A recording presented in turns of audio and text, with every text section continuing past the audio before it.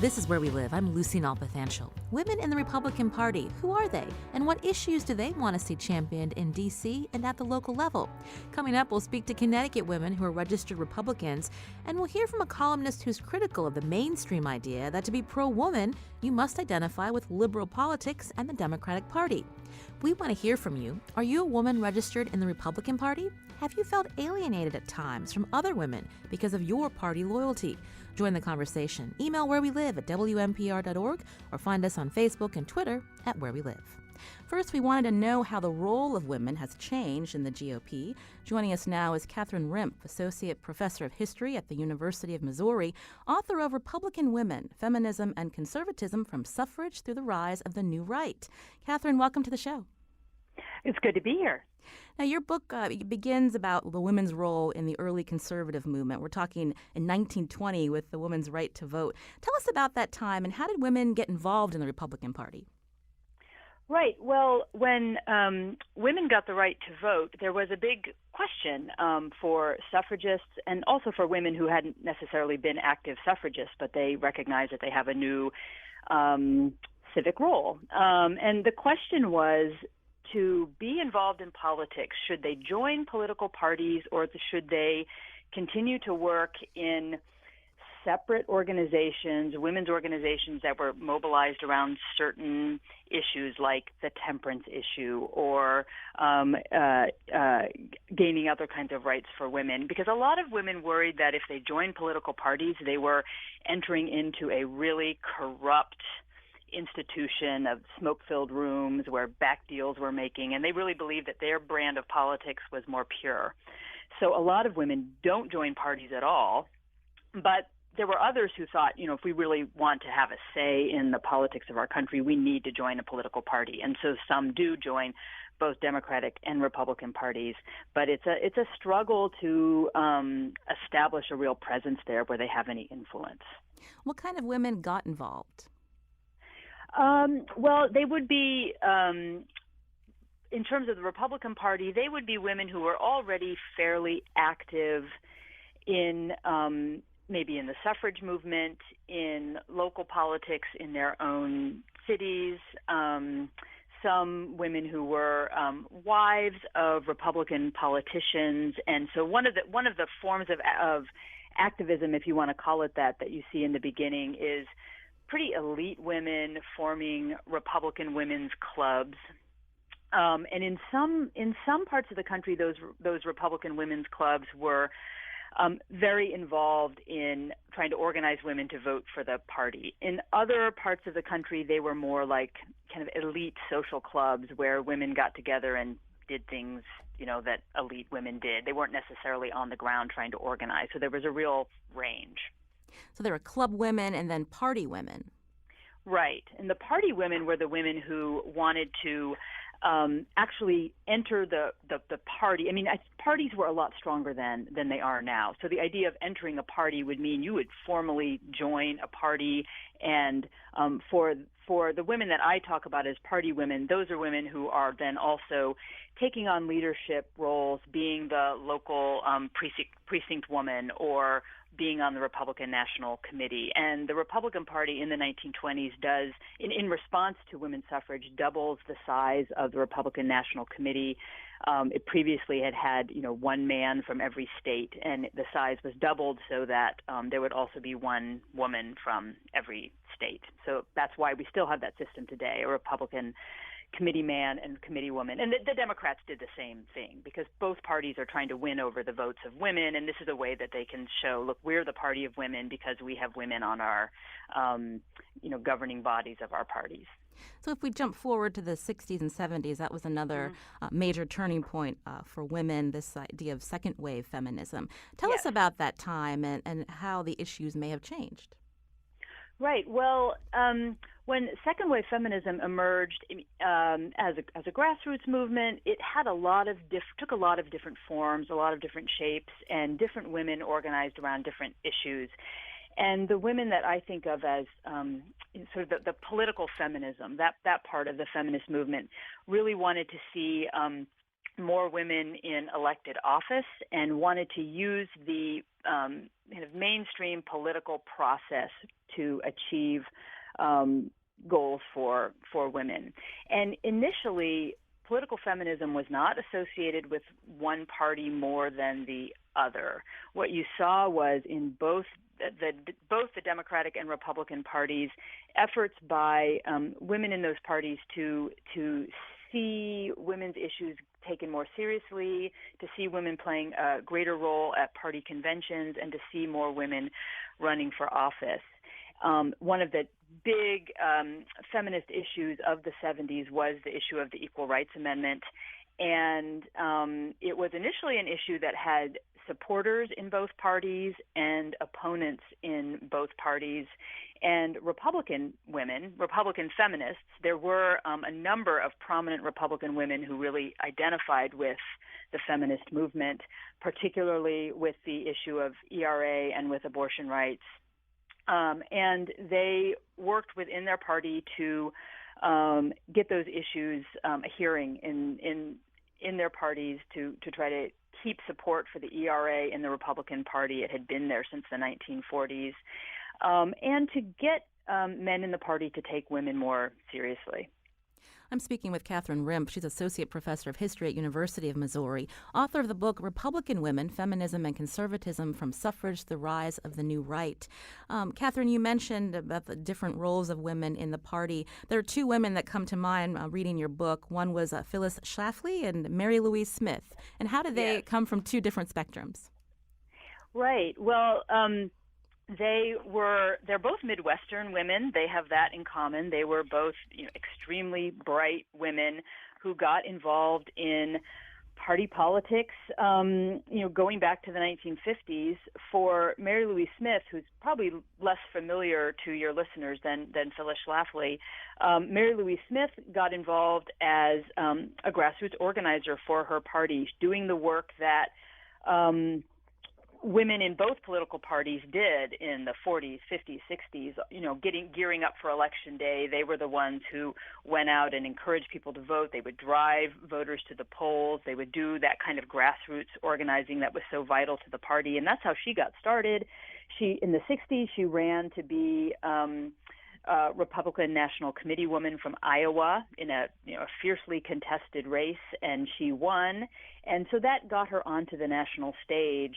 And what made her the most prominent was after Watergate and the resignation of Richard Nixon, when the Republican Party was really trying to project a new image to the country that we're a changed party, we're a party of the future. One of the ways that they tried to do that was by nominating the first woman to chair a Republican or either National Party Committee. She became the first woman to chair the Republican National Committee and was there during the Ford administration and through the election of 1976. And she was one of these women who strongly identified as a feminist. Phyllis Schlafly was becoming prominent around the same time, beginning in the 60s, really taking off in the 70s, as an organizer of women opposed to the Equal Rights Amendment. So they were both Republican women. They were both known for their grassroots organizing. They were both known for their positions on women's issues, but they were on very opposite sides of a number of issues, ERA being the most prominent. Now, Catherine, when we talk about Mary Louise Smith being a feminist, what did it mean to be a Republican feminist? What issues were most important at that time? For her, and again, feminism was a diverse movement at the time. It still is today. For her, it was a notion of equality and individuality, and the rights of individuals. And she talked a lot about, she and her colleagues, when they made their argument to the Republican Party that it really needed to get out in front on feminist issues, what they argued was that these are inherently Republican issues, that issues of equal opportunity and the rights of the individual are part of the Republican Party ideology going back to its founding, and so that there was nothing, in their argument, nothing un-Republican about taking on those issues. And that was their strategy for getting those issues out in front within the party. But then when Reagan was nominated, things started to change with this role of the feminists in the Republican Party? Yes. Ronald Reagan did actually run in 1976 as well. He challenged Gerald Ford for the Republican nomination, and that was a moment when you could see the Republican Party splitting between sort of established moderates who had been, largely in charge of the party for a long time, and a kind of a challenge from what we today think of as social conservatives in the party, and the broader platform of Ronald Reagan, who rallied around him in '76. And he's not nominated, but one of the issues that in '76 was the issue over Republican support for the ERA. And when Reagan was nominated in 1980, that year, Republicans took ERA out of its platform. It had been in there since the 1940s. And they also inserted a plank that called for a constitutional amendment to ban abortion. And this was very challenging for women like Mary Louise Smith, who identified very strongly as both Republicans and feminists. And I think this is one of the interesting things in listening to how you're framing the discussion that you're going to have later on in the program. Republican feminists had to decide what they were going to do in 1980, and some prominent Republican women did not support Reagan that fall. Some of them went and worked for the third-party campaign of John Anderson. Some of them eventually wander away from the Republican Party. For Mary Louise Smith, the Republican Party was her home. She had had her entire political career through the Republican Party. That's where all of her contacts were. All of her ability to be influential was within that party. And so she stayed in, and she worked with the Reagan campaign in an organization that was set up to appeal to women voters, to recruit women voters to vote for Reagan in the fall. And some people criticized her for that, and her position was, she was a feminist, but she was also a Republican, and that she really opposed Jimmy Carter on a number of issues, particularly economic issues and defense issues. And so for someone like Mary Louise Smith, it made no sense to leave the Republican Party and vote for a Democrat. That was very far away from her background, her ideology. But the women's stuff was very hard for her. So the women that stayed within the Republican Party, people like Phyllis Schlafly, they were the ones that they didn't really align with gender solidarity, but with issues that mattered to them individually? I would think of Schlafly different than that. I think she was a political leader for whom gender was very, very important. She organized women, and she organized them around certain understandings of their position as women, and the argument that feminist issues like the ERA would harm women. That was her perspective. So she very much organized women and organized around gender issues. She just came to a different conclusion. But she was someone that really focused on the family, and something that we see as the Republican Party changed through the years with more of a leaning towards the Christian right? Right. She was a Catholic, and she did organize a lot of evangelical women before we really talked about a Christian right. That was a term that emerges a little bit later, but certainly we can see her as a precursor to that kind of organizing. This is Where We Live. I'm Lucy Nalpathanchel. Today we're looking at the role of women in the Republican Party. Our first guest, Catherine Rimpf, Associate Professor of History at University of Missouri, author of Republican Women, Feminism and Conservatism, From Suffrage to the Rise of the New Right. Catherine, what can we learn from looking back at history and how the parties have changed and how they now may appeal to women? So lately we're hearing so often that if to be pro-woman, it is someone who identifies with the liberal party, the Democratic Party, but that's not necessarily true. So what do you see as the trend as we look at the Republican Party today? Well, I think it's certainly a very interesting time, and I think we see, a lot of women did vote for Donald Trump in this last election, despite, I think, what a lot of commentators assumed that some of his comments about women and behavior towards women would turn women voters away. It did turn a lot of women voters away, but I think if we look back to women like Mary Louise Smith from the 1980 election, I think there's probably a range of responses that women who voted for Trump had. Some of them really were not bothered at all by his comments about women, and they happily voted for him. Others were really disturbed by his comments, but for them there was a kind of a whole picture of their party and their larger political ideology that was not going to make it possible for them to vote for an alternative candidate. And I think we have to understand women voters as complex political actors, that they have to make complicated choices, and I think we all do that in elections. We make choices about what issues we can compromise on in one particular election. Sometimes we hold our nose and vote. Sometimes we vote enthusiastically, and women are no different than other voters in that regard. I want to thank you, Catherine Rimpf, again, Associate Professor of History at University of Missouri. We appreciate your perspective. Thanks so much for having me. Coming up, we'll meet some Connecticut Republican women who are also involved in the party on the local level. And we want to hear from you. Are you a female Republican? Do you consider yourself a feminist? Join the conversation. Email wherewelive@WNPR.org. Find us on Facebook and Twitter at Where We Live.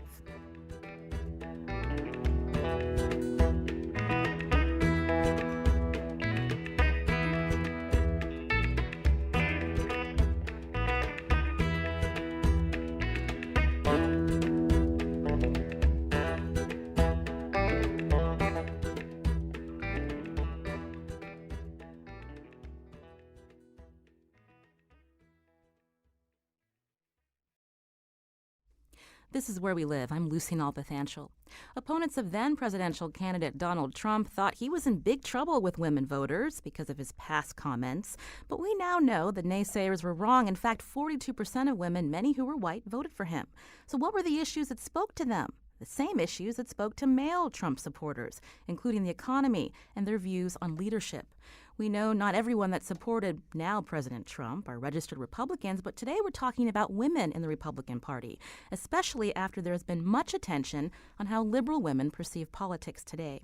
Now, joining the discussion right now on the phone is Carol Markowitz. She's a columnist for the New York Post. Carol, welcome to the show. Hi, thanks so much for having me. So earlier in the hour, we were talking about the history of feminism and how it had some roots in the Republican Party. These days, when we think about the party, a lot of people view it as anti-women. What's your take on that?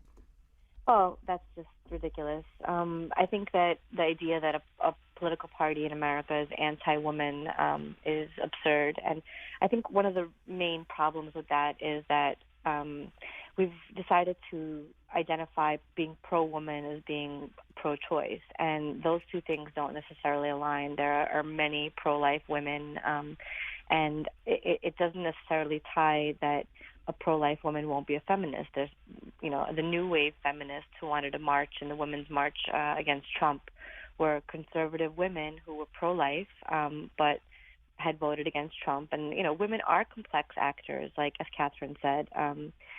Nobody counts on men to vote as men, and yet women get told they should vote as a woman. And there's something really weird about treating women as if they're some sort of small special interest group when they're over half the country. So, yeah, I definitely don't think the Republican Party or non-liberals are anti-women. I think that's just ridiculous. No.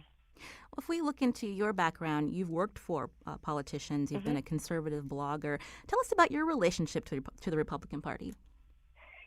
So for many years, I guess I always refer to myself as a conservative, but I worked in the party because I worked for people that I felt represented my values. And I think in the last few years, even though I am still a registered Republican, I definitely refer to myself almost exclusively as a conservative because that's not going to change. What my values are and what I believe isn't going to change, but the party can change around me, and in fact has. With the nomination and election of Donald Trump, I was a never Trump Republican. I couldn't support him for a variety of reasons that didn't have anything to do with the mainstream feminism reasons. It had nothing to do with abortion or any other reasons that women from the left had attacked him. I saw him as not conservative enough, and I thought the party had nominated somebody that wasn't a conservative, so I couldn't support him for that reason. So yeah, it's a complicated dance when your party sort of changes around you. But I do still feel that generally the Republican Party represents me better than the Democrats do, and I do tend to still vote Republican. Now, you live and work in New York City? Right. I grew up in Brooklyn, so being a Republican was always kind of a challenge anyway.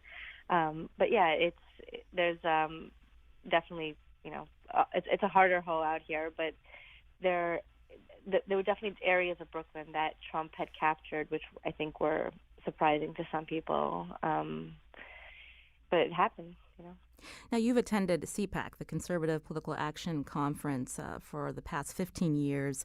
The most recent one made a lot of news because of President Trump. What did you see this year? How is CPAC changing? I definitely saw that there was a shift in the attendees towards Trump from last year, where there was still kind of the hope that Trump was going to be stopped as a nominee among conservatives. And this year there was a real acceptance of Trump and his message, and it was a whirlwind of we won. And there was a lot of excitement, absolutely.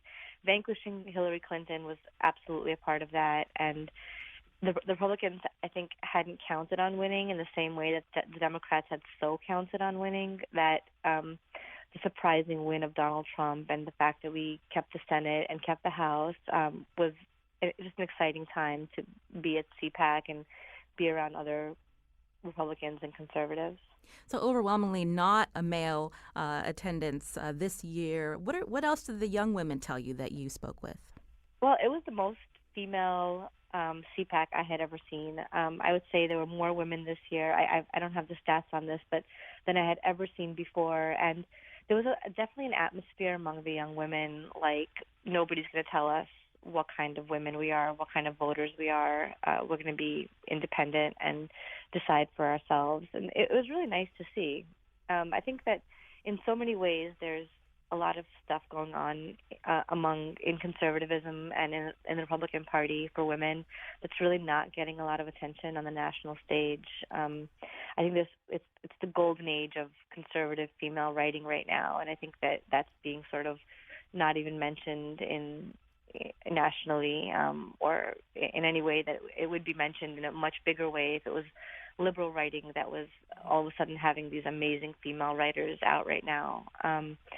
So I think when you look at conservatism or the Republican Party, there's always going to be this idea from the left that they're not for women. But if this election showed anything, it's that white women went for Donald Trump, and it's really the Democrats that need to make up ground with them. This is Where We Live. I'm Lucy Nalpathanchel. I'm speaking with Carol Markowitz, columnist for the New York Post. I wanted to bring into the conversation now two Connecticut women in studio with me. First, Liz Karantowicz, political consultant, former chief of staff and finance director for the Connecticut Republican Party. Welcome to the show, Liz. Thanks for having me. Also, Representative Gebran, Melissa Gebran, state representative for the 34th District. That's East Hampton, East Haddam, and Colchester. Representative Gebran, welcome to the show. Thank you. Good morning. It's nice to be here. So listening to our earlier guest and Carol, as two women who are registered Republicans, tell us what your observations are post-election of how people view women who are in the Republican Party. I'll start with you, Liz. I don't know that I've seen a huge change in the way people see Republican women. I think, nationally, when you look at the party and where we're going, I think we had 690 women running for state office in 2015, 2016, compared to 550 women running in the previous cycle. In Connecticut, our House Republican caucus has 22 female members. The House Democrats only have 21. We've got 2 Republican women sitting in the state Senate. The Democrats, they've got an advantage there of 5. But when I look at Republican women and where this party is going and how we continue to grow, I look at the leaders we have in our party and the people who represent us, like Representative Gebran, and how they are speaking for the party and the things that we believe. So Representative Gebran, Liz had mentioned that in Connecticut, the landscape, there are a lot of women in the Republican Party that are in leadership roles. But what about nationally? What's your take of what the national GOP is doing and in terms of working with women leaders to work them through the party? Well, I have to be honest with you. I don't spend a lot of time thinking about the national landscape when we're facing over a $3 billion budget deficit in the state of Connecticut. As the ranking member of the Appropriations Committee, I've been spending most of my time working with women Republicans and leaders, not just in the Capitol, but there's hundreds of them on boards of educations, town councils, and others that are very concerned about whether they're going to be able to have a budget in place in time for this coming spring. And so that's been my focus. Certainly many members of my family are more focused on the national level of politics, but I continue to focus on Connecticut.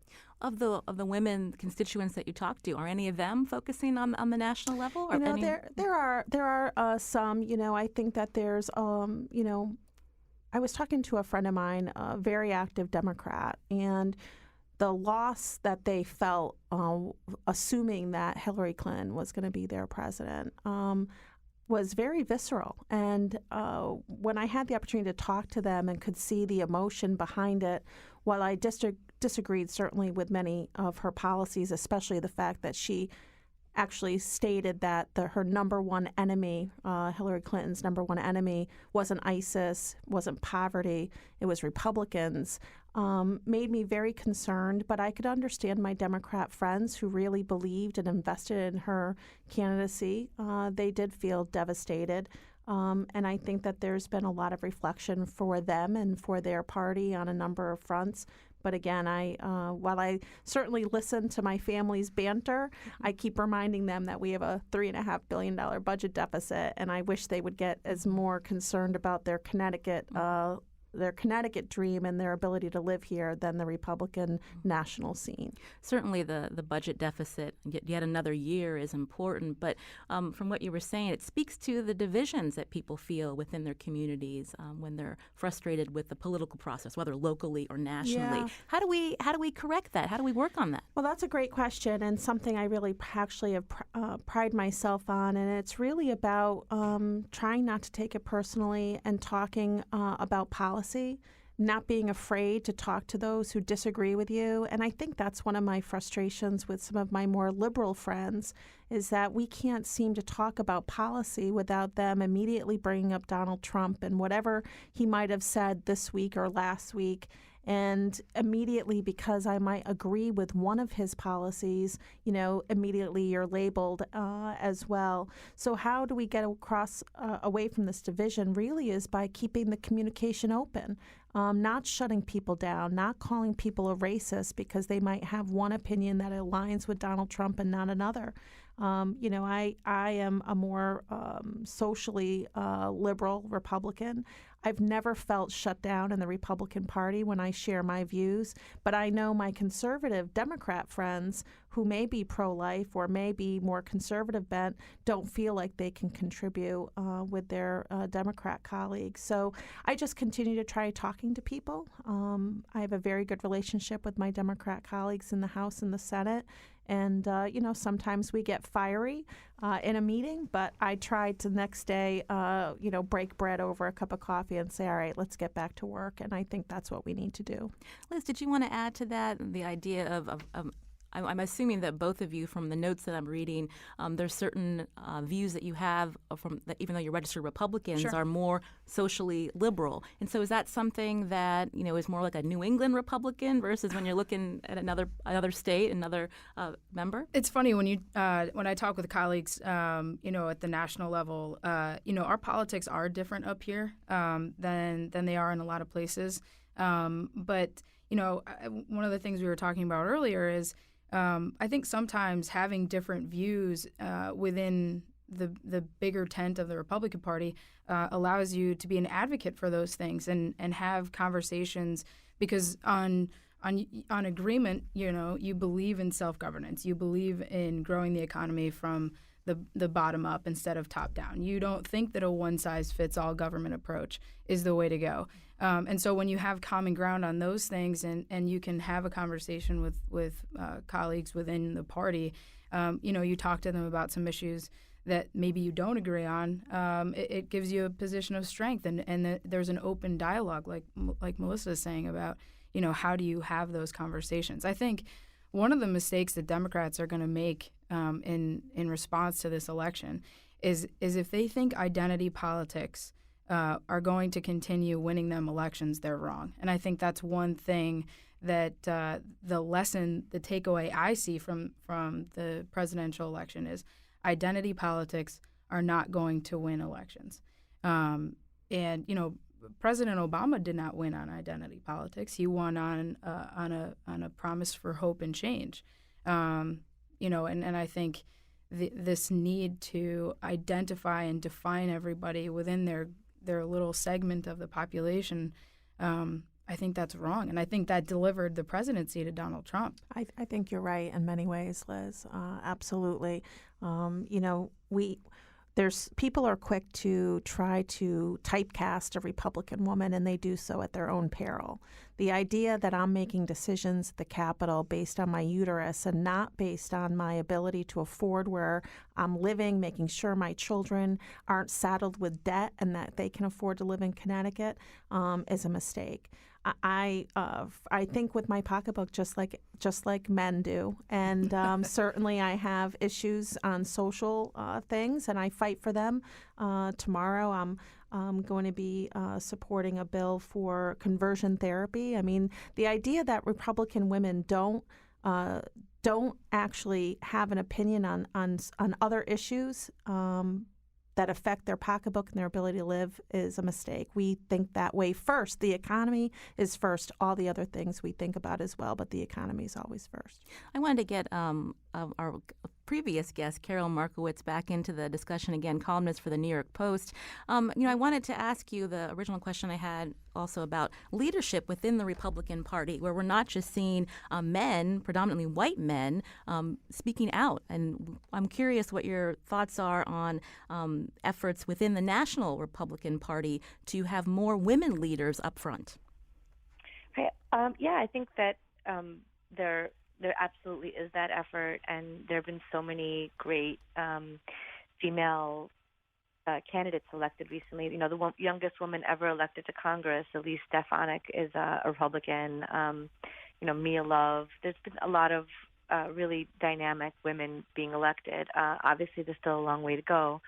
But I think that they made the other two guests made some really great points, which are that when women are treated like they are some marginal group, I think that's a real issue, and I think that's what Democrats are doing right now. They treat like women as if they're some tiny slice of the population, and they're just not. And they have a lot of the same concerns that men do, and a lot of the same worries and priorities. And I think the Republican Party really is speaking to those priorities, and it's going to be interesting to see what happens in a post-Trump Republican Party when it isn't quite as, Trump was the cudgel to beat Republican women with, like, how can you vote for this man? He makes really terrible comments about women. But in a post-Trump Republican Party, what's going to be the argument from the left for why women shouldn't be voting Republican? It's going to be really interesting to see. This is Where We Live. I'm Lucy Nalpathanchel. Today we're talking about the role of women in the Republican Party, the issues that matter to them. Roy's calling from Hartford. Roy, you're on the show. Great. Thank you, Lucy. Love your show. Thank you. My question and my comments are for Ms. Markowitz. How can she, as a woman, represent this man in the White House and his cabinet? I think of it as more of like an insult to my daughter, my sister, my wife, and my mother. And how does she explain this in her own household if she has daughters and so forth? All right, Roy, thank you for your question. Carol, you've probably heard that one before. Yes, once or twice. Well, so first of all, I didn't support Donald Trump. I didn't support him in the primary. I didn't support him in the general election. I kind of sat this election out. But again, it had nothing to do with as a woman. It wasn't me as a woman voting against Trump or not supporting Trump. I went third party. I think that the idea that I should be doing anything as a woman is just, again, I find that really offensive because you're saying yourself, as a man, you didn't support Donald Trump. So why should I be doing anything specific as a woman? Just to flip that around a little bit, I didn't vote for Hillary Clinton either. And, despite the fact that she and I are both women, I don't see eye to eye with her on anything. So it turns out women aren't this monolithic group that all should think the same way. And I have a lot of women friends who did support Donald Trump and who are hoping for the best with his administration. And some of them voted for Obama the last time. So, again, women are complex voters, and just like men are, and they have a lot of different priorities. And to pigeonhole them as just having, one priority or to be voting only as a woman or not like as, a businesswoman or as in any of the other issues that men would vote on is just, a little bit unfair and just wrong, really. It's women aren't going to be voting like that anymore. I think it also says something, Carol, that you said that you sat out of this election. The parties need to do a better job of finding candidates and nominating candidates that speak to people. The moderates in the party seem to always be the ones ignored. Well, I would. That might be true. I am a conservative. I'm not. I don't know that I'm not a moderate. I don't. I have my conservative things that I believe from a conservative perspective, and so for me, it really was Donald Trump was just not a conservative enough. He wasn't talking about issues that mattered to me, like free trade or just smaller government. All I kept hearing from him was, the same language of liberals of we're going to take care of everyone. And when I hear that, I just hear government involvement in every area of our lives and higher, just more funding from the government for everything. And that was really concerning to me, and among other things, obviously, with him. But, I think that the parties have to represent who their voters are. And I have to admit the Republican Party has a gigantic tent at this point, and Donald Trump really did speak to people in a way that previous Republican candidates hadn't, because they didn't go on to win the elections. So no matter what I think personally about Donald Trump, I have to respect the fact that he hit on something in people, and they really responded to him. Before we go, I wanted to talk about your most recent article in the New York Post, telling both the Democrats and Republicans to get over Hillary Clinton. Why is she still such a central figure? Well, that's the thing. We've spent 20 plus years wondering what is Hillary Clinton going to do next, and wondering that it's hard to stop asking. So that's why we keep asking: is she going to run for mayor of New York? Is Chelsea going to be a U.S. senator? It's just we're so wrapped up in the Clintons for so long, and both parties really need to let go of her. And I got a lot of in the last 12 hours since the article went up. I've gotten a lot of pushback from liberals and Democrats saying, no, I'm still with her. I want her in 2020. And that's exactly what I'm saying. Like, you have to let go of Hillary Clinton. There has to be other candidates. It can't just be Hillary Clinton every time. And how sad for Democrats they have that they're pinning their hopes on her. We've got a plethora of Republican women that could step in. I mean, you mentioned it before: Susanna Martinez, Nikki Haley. I mean, we've got tremendous women that can come up the ranks here. Look, 690 women ran for legislative office in the last cycle. Exactly. Yeah, and on the Democrat side, Hillary is all the air in the room, and that's how really sad. a problem. Sad. But you also mentioned in your article that the extreme right also needs to get over Hillary. Absolutely. I think that we wish we could, but she's constantly in the news. Let's talk more about Bernie.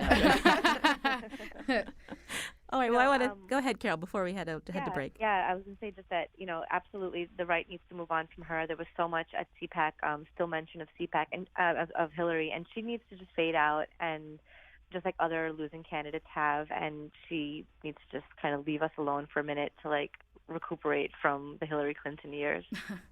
Well, Carol Markowitz is a columnist for the New York Post. Thank you for joining us today, Carol. Thank you so much for having me. Coming up, we'll continue our conversation about women in the Republican Party. Two of them are in studio with me, and we'll shift from the national scene to what's happening locally. Are you a woman who's part of the Republican Party in Connecticut? Join the conversation. Email Where We Live at WNPR.org. Find us on Facebook and Twitter at Where We Live.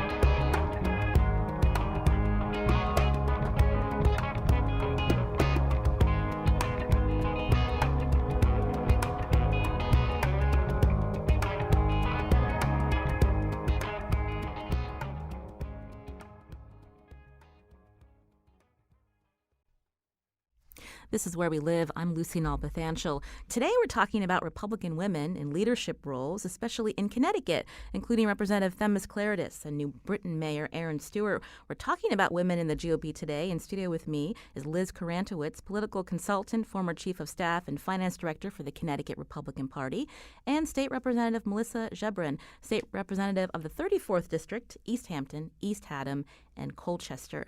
I wanted to take a quick call. Betty's calling from Voluntown. Betty, you're on the show. Thanks for taking my call. So just want to give a heads up. I was a Republican until the recent election between Blumenthal and McMahon. I grew up in the second wave of feminism and a very strong feminist, but was true to my Republican roots until we had the last Republican candidate for Senate, because I think it became a values issue for me. It seems like the Republican Party became an issue of values, and to have someone come into office who really, through her work, degraded women was the final straw for me, and that's when I decided to leave the Republican Party. All right, thank you, Betty, for your comment. Liz, did you want to respond?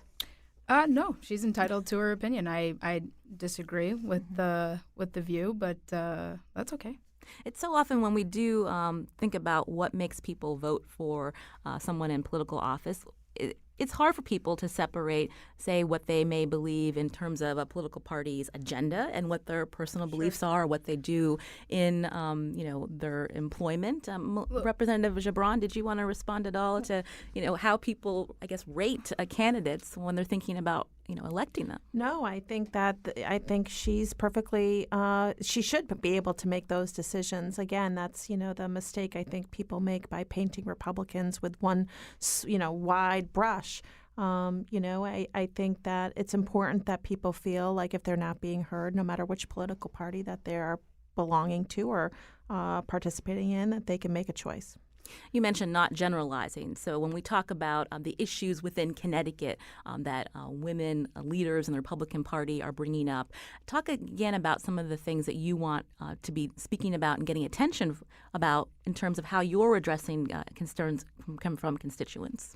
Well, I think there's a wide variety of bills that you're looking at in this session. Right now is kind of the frenzy of the public hearing process. And so this morning on my Facebook page, which people can find at hashtag CTHouse34, I posted the whole agenda for this week. And there's a lot of bills that I have co-sponsored and some I haven't that are probably more controversial than others. I mentioned earlier, and I appreciate the correction, I was supporting a bill to stop conversion therapy, to ban conversion therapy, and my friend Representative Curry has proposed that, and I'm one of the co-sponsors. And then probably one of the most controversial bills that I've been working on is a bill to legalize recreational adult use of marijuana.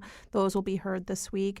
There's another thing that I think people need to think about too, and that's the outrageous gun permit fees. Those will be heard in the Finance Revenue Bond Commission. There's a lot of different things going on this week, and I think that's why when people want me to talk about the federal scene, it's difficult for me to do that because I'm so focused on what's going on locally. So the economy, number one concern that you're hearing from your constituents. Yeah, well, the governor's budget is built on a lot of premises. One is that he's going to find $700 million in the first year and $846 million in the second year for union concessions.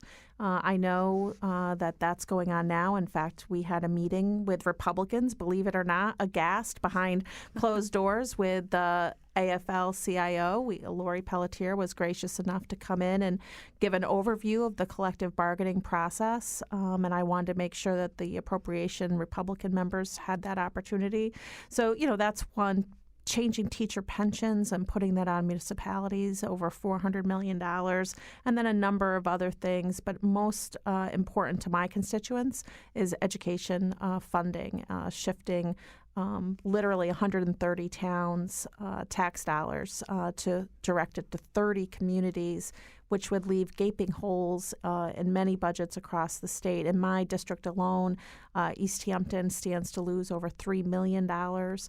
Colchester is a little bit more than that. East Haddam is close to $2 million. But there's some communities in the Greenwich Fairfield area that may have zero funding for their kids.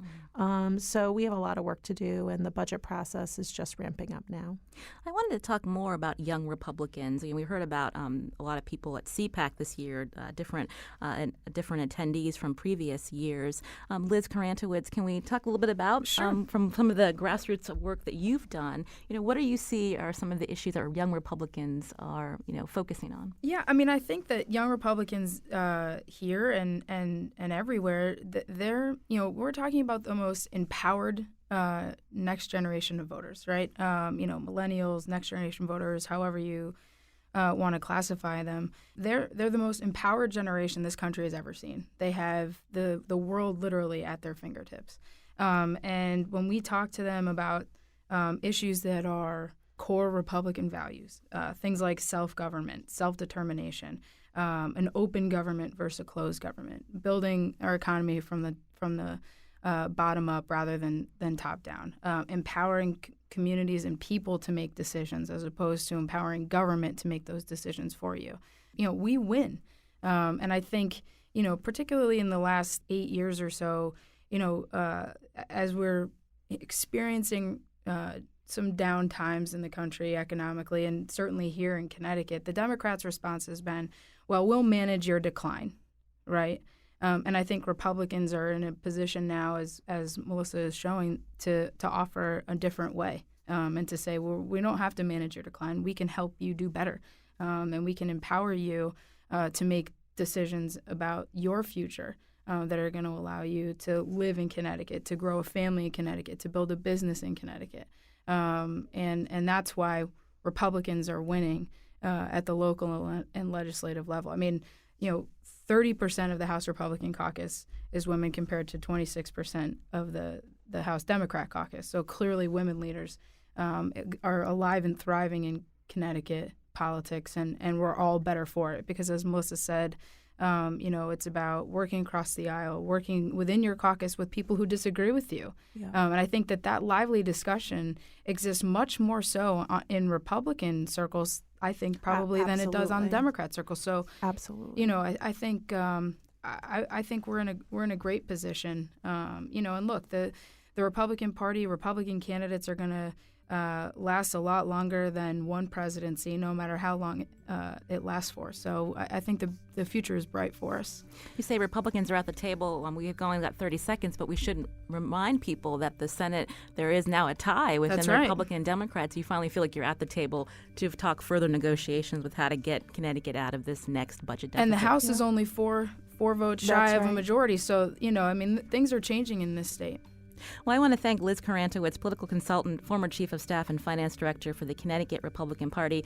Nice to have you on the show today, Thanks Liz. so much for having me. Also, Representative Melissa Jabrin, state representative for the 34th District, East Hampton, East Haddam, and Colchester. We appreciate your time today Thank you as well. so much. Our show is produced by Lydia Brown and Jeff Tyson, and special thanks to WNPR executive producer Katie Tolarski for today's show. Our technical producer is Kian Wolf. I'm Lucy Nalpathanchel, and thanks for listening.